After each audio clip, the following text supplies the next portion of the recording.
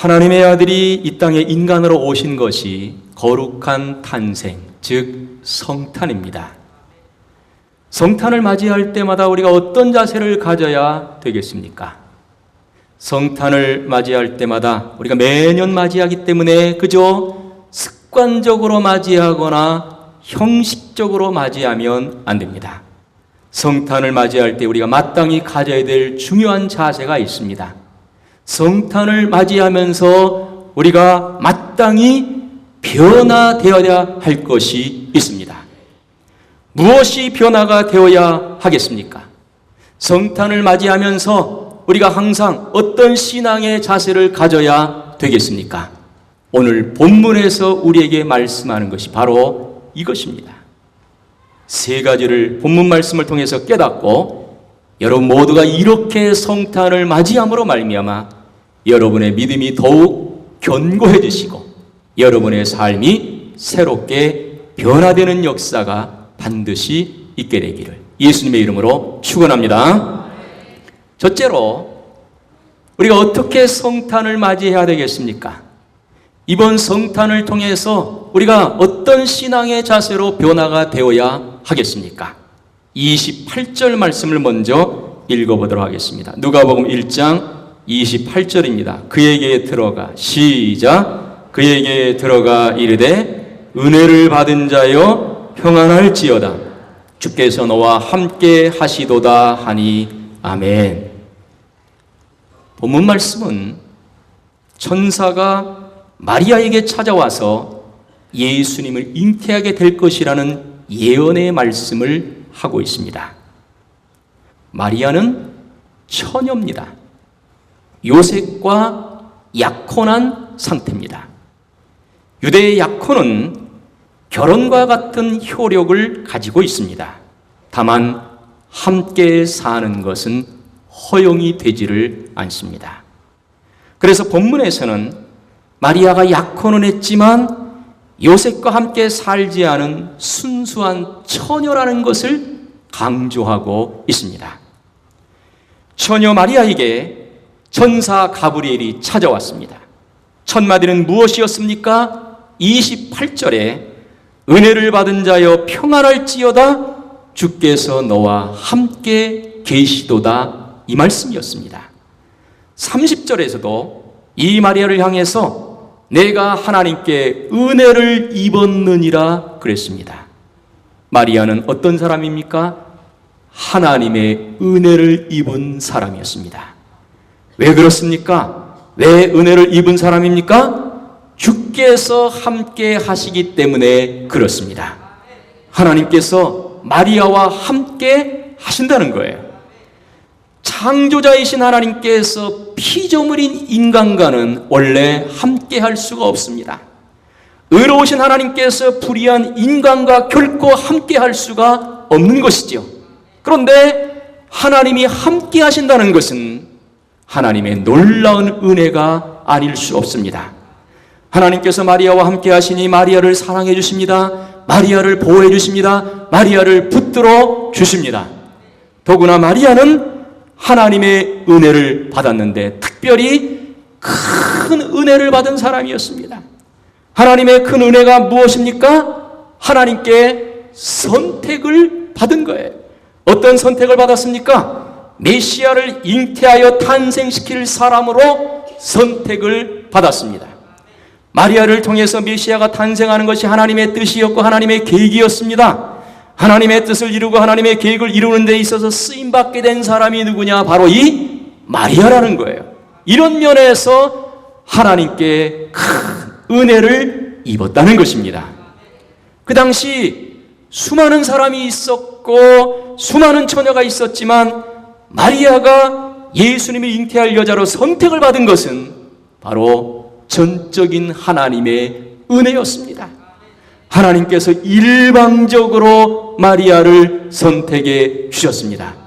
하나님의 은혜가 아닐 수 없는 것입니다. 그런 면에서는 우리도 은혜를 받은 사람들입니다. 우리도 하나님께 은혜를 받았습니다. 어떤 은혜를 받았습니까? 구원의 은혜를 받았습니다. 하나님께서 우리를 선택하여 구원해 주셨습니다. 할렐루야. 에베소서 2장 4절과 5절에서 긍휼이 풍성하신 하나님이 우리를 사랑하신 그 큰 사랑을 인하여 허물로 죽은 우리를 그리스도와 함께 살리셨고 너희는 은혜로 구원을 받은 것이라 그랬습니다. 구원받고 하나님의 백성 된 것이 이미 하나님의 은혜를 받은 거예요. 여러분이 이미 하나님의 은혜를 받았다는 것을 오늘 이 시간 다시 한번 믿으시기를 바랍니다. 할렐루야. 하나님의 은혜를 받은 사람은 어떻게 됩니까? 여러분이 정말 예수 그리스도를 통해서 구원의 은혜를 받았다면 구원받은 하나님의 사람들은 어떻게 해야 되겠습니까? 평안을 누리면서 살아야 돼요. 천사가 마리아에게 은혜를 입은 자라고 하면서 그 다음 뭐라 그랬습니까? 평안할지어다 그랬어요. 은혜 받은 자가 해야 될 것은 바로 평안을 누리면서 살아야 된다는 거예요. 이미 구원의 은혜를 받았다면 이제부터는 항상 세상을 살 때 어떤 삶을 살아야 되느냐?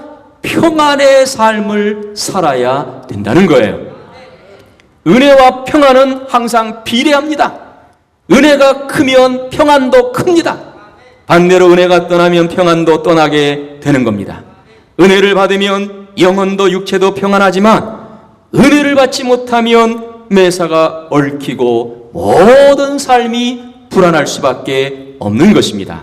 그러므로 은혜 받은 자는 어떻게 살아야 되느냐? 계속해서 은혜 가운데 살아야 되고 계속해서 평안을 누리며 살아야 되는 것입니다. 할렐루야. 은혜는 두 가지가 있습니다. 바로 구원의 은혜와 생활의 은혜예요. 구원의 은혜는 예수 믿을 때 한 번 받는 것으로 족합니다. 그러나 생활의 은혜는 내 생활 속에 계속해서 하나님의 은혜가 임하는 것을 말합니다. 그렇기 때문에 우리의 삶에 계속해서 하나님의 은혜가 임해야 되는 겁니다. 내 삶에 은혜가 있느냐 없느냐에 따라서 평안을 누릴 수도 있고 평안을 누리지 못할 수도 있는 것입니다. 은혜가 넘치면 평안도 넘칩니다. 은혜가 충만하면 평안도 충만하게 되는 것입니다. 우리가 어떻게 성탄을 맞이해야 되겠습니까? 은혜와 평안이 충만해야 되는 겁니다. 은혜와 평안이 충만한 성탄이 되어야 돼요.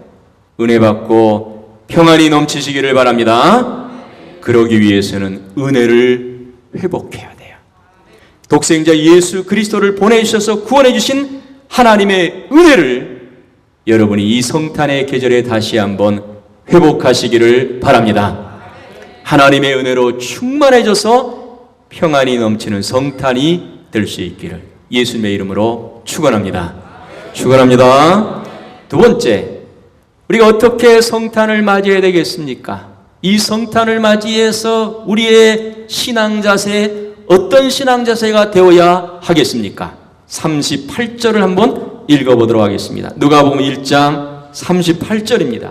마리아가 이르되, 시작. 마리아가 이르되 주의 여정이오니 말씀대로 내게 이루어지이다 하매 천사가 떠나가니라. 아멘. 아멘. 천사가 마리아에게 찾아와서 은혜를 받은 자라고 하면서 평안할지어다 그랬습니다. 무서워하는 마리아에게 하나님의 은혜를 입었다고 하면서 하나님의 메시지를 천사가 전하지요. 그 전하는 메시지가 어떤 겁니까? 31절에 보라 내가 잉태하여 아들을 낳으리니 그 이름을 예수라 하라. 바로 이 말씀이었습니다. 마리아에게 내가 잉태하게 될 것이다. 잉태하면 이름을 예수라 해라. 이렇게 전했습니다. 마리아는 요셉과 약혼은 했지만 아직 동거하지 않은 순수한 처녀였습니다. 그런데 성령으로 잉태하게 된다고 했습니다. 이것이 마리아에게 얼마나 청천벽력 같은 말씀입니까? 마리아의 인생을 망치는 말씀 아닙니까? 왜 그렇습니까? 왜 이것이 마리아의 인생을 망치는 말씀입니까? 처녀가 잉태하면 사람들이 어떻게 생각하겠어요? 부정을 저질렀다고 생각할 것입니다. 사람들에게 비난을 받게 될 것입니다. 당장 요셉에게 파혼을 당할 것입니다. 더구나 그 당시는 이런 여자는 돌로 치라고 했습니다. 그러므로 하나님 일에 쓰임받는 것은 좋지만 그러나 이것은 너무나 위험한 일입니다. 너무나 무모한 일입니다. 마리아의 인생을 송두리째 망치는 일입니다. 그렇다면 이런 말씀을 들을 때 대부분 사람들은 어떤 반응을 보이겠습니까? 이것이 하나님의 뜻이고 하나님의 계획이지만 그러나 이런 하나님의 말씀을 들었을 때 어떻게 대답을 하겠습니까? 대부분은 다 거절할 것입니다. 그렇게 할 수 없다고 대답할 것입니다. 내 행복을 깨지 말아달라고 요구할 것입니다. 그런데 마리아는 지금 뭐라고 대답하고 있습니까? 38절에서 주의 여정이오니 말씀대로 내게 이루어지이다 그랬습니다. 하나님의 말씀을 받아들였습니다. 처녀가 잉태하는 것을 받아들인 거예요. 마리아가 죽음의 길을 선택한 것입니다. 여러분 놀랍지 않습니까? 마리아가 모자란 사람이었을까요? 마리아가 분별력이 없는 사람이었을까요? 마리아가 잘 몰라서 이렇게 하겠다고 대답을 하고 있는 것일까요? 아니지요. 그렇지 않습니다. 마리아가 몰라서 죽음의 길을 선택한 것이 아니었습니다. 마리아가 하나님의 뜻을 다 들었습니다. 장차 예수님을 통해서 인류를 구원하시는 하나님의 계획을 다 들었습니다. 죄인을 구원하기 위해서는 예수님께서 죄 없는 몸으로 이 땅에 오셔야 하기 때문에 성령으로 잉태하여 태어나야 된다는 것을 이 마리아가 분명히 알았습니다. 그러기에 처녀의 몸이 필요하다는 것도 알았습니다. 그리고 그 일에 자신이 선택을 받았다는 것도 깨닫게 됐습니다. 이런 모든 것을 알고 마리아가 어떻게 하고 있는 겁니까? 하나님의 뜻과 하나님의 계획을 지금 받아들이고 있는 겁니다. 그 대답이 주의 여종이오니 말씀대로 내게 이루어지이다 이렇게 대답한 것입니다. 종은 겸손을 말하고 말씀대로 이루어지는 것은 순종을 의미합니다. 그러므로 우리가 성탄을 맞이할 때에 어떤 신앙의 자세를 가져야 되겠습니까? 우리가 성탄을 어떤 자세로 맞이해야 되겠습니까? 바로 겸손과 순종이 우리에게 있어야 하는 것입니다. 마리아에게는 겸손과 순종이 있었습니다. 오늘 우리에게도 필요한 것이 바로 겸손과 순종입니다. 성탄을 맞이하여 우리가 가져야 될 중요한 신앙의 자세가 바로 겸손과 순종이라는 거예요. 할렐루야. 어떻게 겸손할 수 있고 어떻게 순종할 수 있습니까? 겸손은 하나님이 주인이고 나는 종이라는 의식을 철저하게 가질 때 겸손해질 수 있어. 그리고 순종은 하나님의 말씀이 반드시 이루어진다 이런 믿음이 있을 때 그 말씀에 우리가 순종할 수 있게 되는 것입니다. 하나님이 주인이고 나는 종이라는 의식을 여러분이 다시 한번 가지시기를 바랍니다. 하나님의 말씀이 반드시 이루어진다는 것을 여러분이 이 시간 믿으시기를 바랍니다. 그래서 하나님 앞에 겸손하게 순종하며 살 수 있는 여러분의 삶이 될 수 있기를 예수님의 이름으로 축원합니다. 축원합니다. 마지막으로 우리가 성탄을 어떻게 맞이해야 되겠습니까? 성탄을 통해서 우리가 변화되어야 될 신앙의 자세는 어떤 것입니까? 46절에서부터 48절까지 말씀을 한번 보겠습니다. 누가복음 1장 46절에서 48절까지의 말씀. 마리아가 이르되 시작. 마리아가 이르되 내 영혼이 주를 찬양하며 내 마음이 하나님 내 구주를 기뻐하였음은 그의 여종의 비천함을 돌아보셨습니다. 보라 이제 후로는 만세 나를 복이 있다 일컬으리로다. 아멘. 마리아는 천사가 찾아와서 예수님 잉태의 소식을 전하자 그걸 듣고 처음에는 놀랬고 당황했습니다. 그러나 천사가 전하는 하나님의 말씀과 하나님의 뜻을 다 듣고 그걸 받아들였어요. 그리고 나서 마리아가 한 것이 뭡니까? 하나님을 찬양했어요. 여러분, 찬양은 언제 하는 겁니까? 언제 우리가 찬양하지요? 기쁠 때 하지요? 즐거울 때 하지요? 감사할 때 하는 것이 찬양입니다. 그런데 지금 이 상황이 감사할 상황입니까? 즐겁고 기쁜 상황입니까? 처녀가 아이를 잉태해야 됩니다. 배가 점점 불러오면 잉태한 것을 누구나 알 수 있게 됩니다. 사람들에게 비난을 받게 될 것입니다. 조롱을 당하게 될 것입니다. 돌에 맞아 죽을 수도 있습니다. 그런데 감사하며 찬양하고 있습니다. 마리아가 무엇이 감사하길래 찬양하고 있습니까? 인간의 시각으로 보면 감사할 게 하나도 없어요. 즐거울 것도 없고 기쁠 것도 없습니다. 그런데 하나님의 시각으로 보니까 마리아가 하나님 일에 쓰임을 받게 됐습니다. 하나님의 구원 역사에 마리아가 쓰임을 받게 된 것입니다. 그 당시 수많은 처녀들이 있었지만 마리아가 쓰임을 받게 된 거예요. 이걸 깨달은 마리아가 하나님께 감사 찬양하지 않을 수 없었던 것입니다. 계집종에 불과했던 마리아가 하나님께 위대하게 쓰임을 받게 되었으니 지금 하나님께 감사 찬양을 하고 있는 것입니다.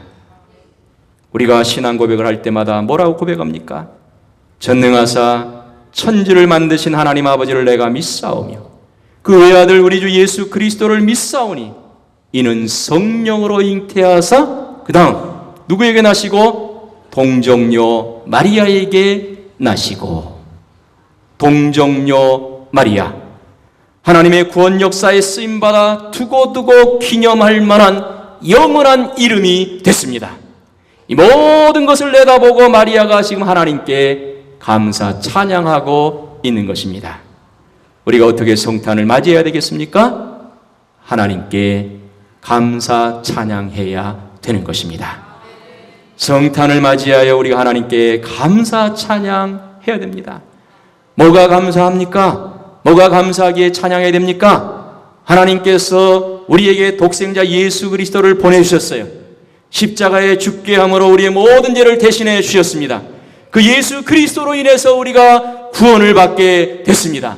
하나님의 백성이 되었고 하나님의 자녀로 지금 세상을 살고 있습니다.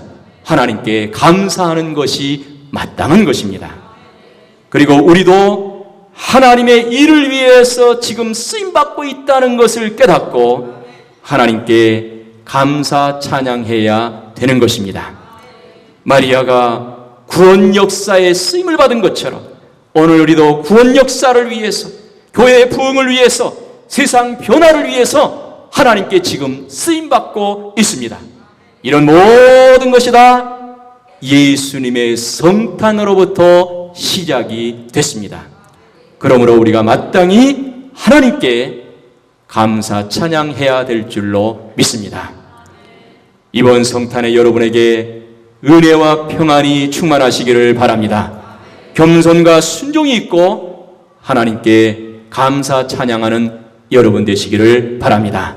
그래서 이번 성탄으로 인해서 여러분의 믿음이 견고해지고 여러분의 삶이 새롭게 변화될 수 있는 놀라운 역사가 여러분에게 있게 되기를 예수님의 이름으로 축원합니다. 축원합니다.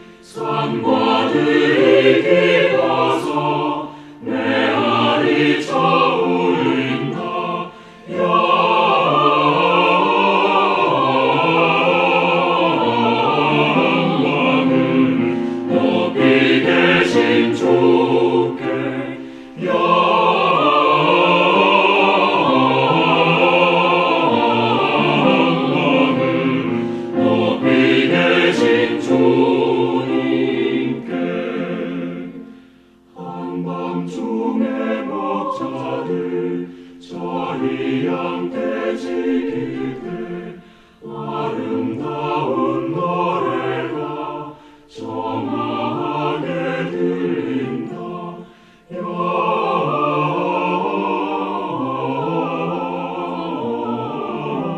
영원은 높이 계신 주께 영원은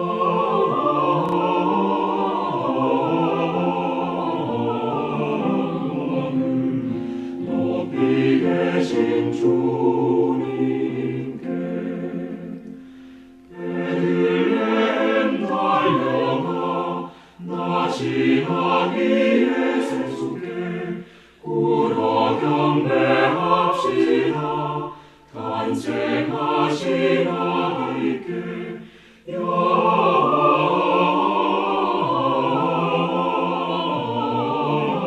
영원은 높이 계신 주께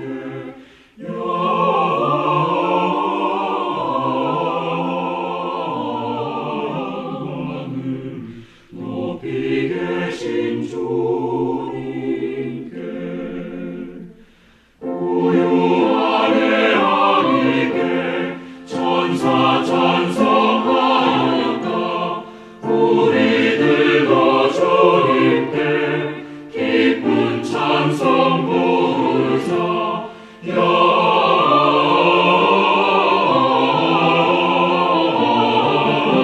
영원은 높이 계신 주께 영원은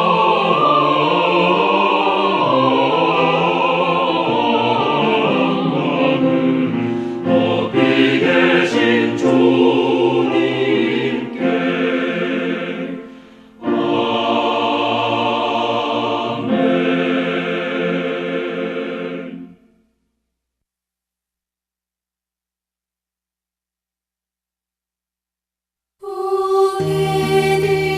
베들레헴 작은 골 너 잠들었느냐.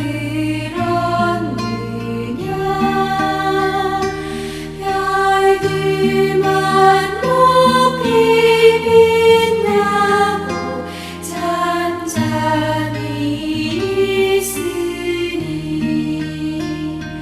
저 놀라운 빛이